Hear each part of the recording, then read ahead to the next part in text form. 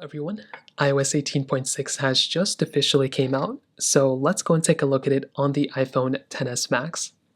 Now, the big thing to keep in mind here is that this version of software was in a beta for a couple of updates.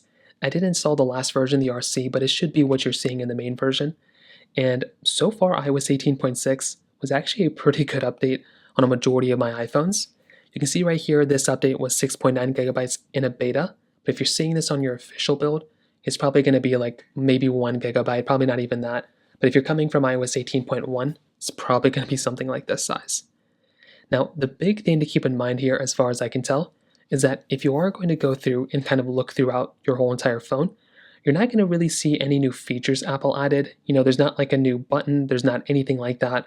There's not liquid glass on our phone now. All it really did was just give us a more stable experience all throughout.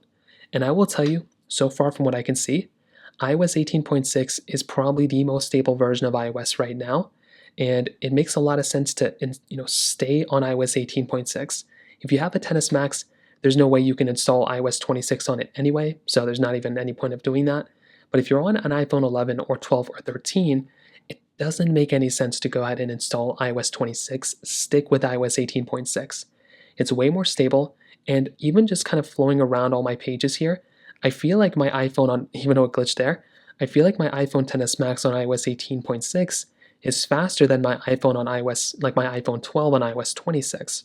So this is definitely faster, it's way more stable, and it feels like feels more like a phone that I can use on an everyday basis rather than something like my iPhone 12 on iOS 26. So I would highly recommend installing iOS 18.6 for sure on your iPhone XS Max. If you have any other thoughts or questions, please let me know in the comment section below. Hit the like button, that would mean so much, but definitely hit that subscribe button. More importantly than everything else, I love every single one of you guys. Hopefully I'll catch you guys in the next video. Peace out till then.